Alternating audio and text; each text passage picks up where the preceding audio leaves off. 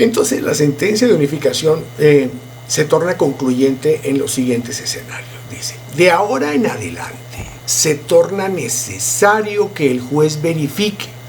inclusive de oficio, si quien fue privado de la libertad actuó desde el punto de vista civil con culpa grave o con dolo, y si con ello dio lugar a la apertura del proceso penal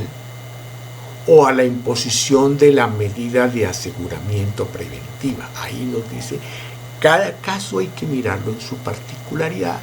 para primero verificar si la persona que demanda al Estado por privación injusta de la libertad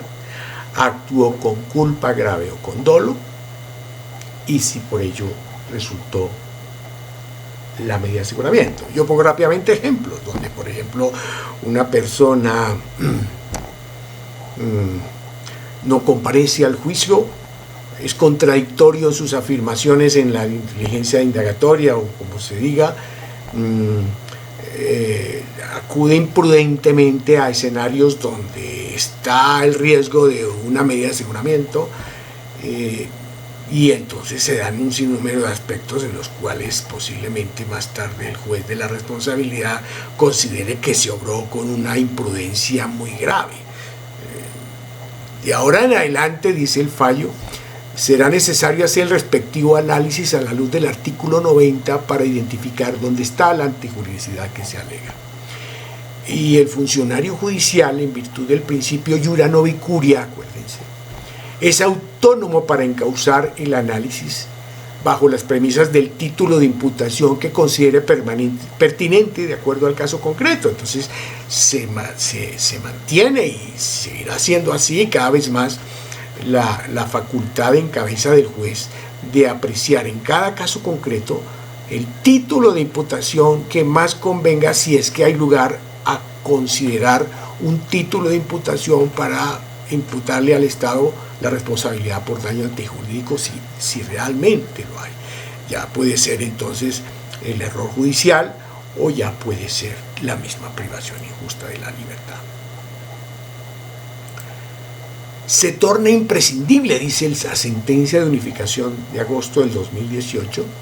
para el juez verificar si quien fue privado de la libertad incidió en la generación del daño alegado por haber actuado con culpa grave o dolo, visto exclusivamente desde la óptica del derecho civil, y si con ello dio lugar a la apertura del proceso penal y la subsecuente medida de aseguramiento. Si la persona no incurrió en esta clase de conducta, se debe realizar el análisis de la responsabilidad a la luz del artículo 90 de la Constitución Política bajo el título de imputación que más se considere. Ahí se ha presentado entonces una situación que ha dado, digamos, al traste con estos esfuerzos de la jurisprudencia. Lo explico. Esta sentencia que estoy explicando ahora, que morigeró el tema y lo reencuadró, lo recondujo, habla de una culpa desde el punto de vista meramente civil, es decir, hasta dónde la falta de prudencia, diligencia. Desde el punto de vista civil, el artículo 63 es el que gradúa las culpas y en consecuencia considera culpa grave, negligencia grave, la que consiste en no manejar los negocios ajenos con aquel cuidado que aún las personas negligentes o de poca prudencia, suelen emplear en los negocios propios. Y esa culpa en materias civiles, dice el artículo 63 del Código Civil, equivale al dolo. Pues resulta que se presentó una sentencia de tutela que le ordenó a la sección tercera del Consejo de Estado volver a fallar este caso, en donde se sentó esta nueva línea jurisprudencial, este nuevo pensamiento, por considerar que en este caso específico el Consejo de Estado encontró que la persona que demandó, que había sido privada de la libertad, encontró que obró con unos márgenes de imprudencia y de culpa que fueron los que determinaron la medida de aseguramiento, y por esa razón entonces le quitó la antijuridicidad en la sentencia a ese daño que alegó para demandar la responsabilidad del Estado. La tutela, que más tarde desembocó en la infirmación de este fallo, dice que si el juez penal dijo en aquella época, cuando juzgó a esta persona,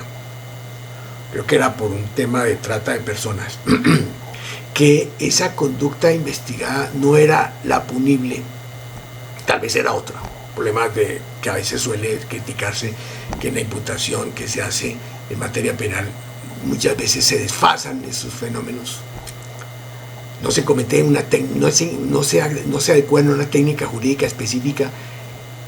Entonces dice el tutelante contra esa sentencia, metió tutela a esa sentencia, que se está repitiendo 2 veces el juzgamiento de la persona, porque si el juez penal lo absolvió, ¿cómo puede el juez de lo contencioso decir que ella contribuyó con su conducta a la causación de esa medida de aseguramiento? Entonces se le está juzgando 2 veces. Cuando el juez penal lo absolvió, el juez de lo contencioso revive el tema para decir que no hay responsabilidad porque ella incurrió en culpa. Ese es como el tema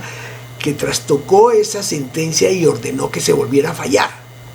Y está por fallarse nuevamente. Estoy atento a ello y me dice que pidieron como medida, como prueba el expediente, y tardará su tiempo en que el Consejo de Estado estudie el tema y defina de fondo. Pero esa sentencia de tutela o ese fallo de tutela que le ordenó al Consejo de Estado volver a examinar el tema,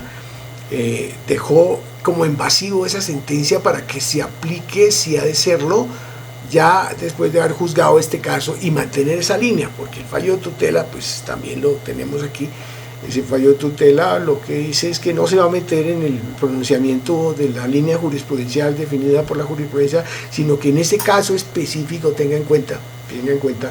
que por la forma en que fue analizado ese proceso respecto de esa persona, se le quebrantó el principio ius idem, que es que no se le puede juzgar 2 veces por un mismo hecho. Finalmente, lo que en el Consejo de Estado se plantea con este nuevo replanteamiento de la jurisprudencia en punto de privación injusta de la libertad es lo que el artículo 70 de la Ley Estatutaria de Administración de Justicia ya definía, y es que el daño se entenderá como debido a culpa de la víctima exclusiva cuando éste haya sido causado con culpa, grave o dolo, o no se hayan interpuesto los recursos de ley. Entonces, en estos casos se exonerará de responsabilidad al Estado. Lo que hemos llamado como culpa exclusiva de la víctima. Y acuérdense que la culpa exclusiva de la víctima, ya sea en un sistema de responsabilidad subjetiva o en un sistema de responsabilidad objetiva, siempre será un eximente de responsabilidad. Luego aplica en cualquiera de los escenarios ya vistos y analizados. Entonces dice, habrá culpa exclusiva de la víctima cuando éste incida procesalmente en la producción del daño antijurídico que alega. Puede ser cuando la versión del imputado incurre en contradicciones que llevan a considerar su culpabilidad penal. Si es declarado ausente en el proceso penal, pues no concurre, está en contumacia, y ahí podría darse la eventualidad de que eso juegue en su contra por una medida de aseguramiento. O cuando la víctima con su actuar extraprocesal ha generado indicios graves en su contra, que motiva que la Fiscalía lo investigue posteriormente y quizás le imponga una medida de aseguramiento. Se hace mención de que si en un caso muy específico del abuso de menores, si bien no se demostró que el actor hubiese incurrido en el delito de acceso carnal violento contra menor de edad, sí se estableció que incurrió en la práctica en otro tipo de actos, besos, caricias de tipo erótico con su hijastra, bajo la justificación, según lo afirmado por fulano de tal, de que el menor lo buscaba para divertirse, con lo cual, a juicio de la sala, el demandante infringió claros deberes de tipo ético y jurídico al no comportarse como un buen padre de familia. Entonces ahí vemos como hay escenarios donde el proceder de la víctima muchas veces no encaja dentro de los moldes de un buen comportamiento, y eso posiblemente pudo ser analizado en el debate penal, y eso haya sido factor para una medida de aseguramiento, que si bien puede no haberle determinado una condena, sí fue determinante en la generación de la medida de aseguramiento, que es lo que en este nuevo entendimiento de la jurisprudencia trata de plantear. Repito, la antijuridicidad en privación injusta de la libertad no hay que verla desde el punto de vista de la sentencia absolutoria, sino hay que verla desde el punto de vista del artículo 9.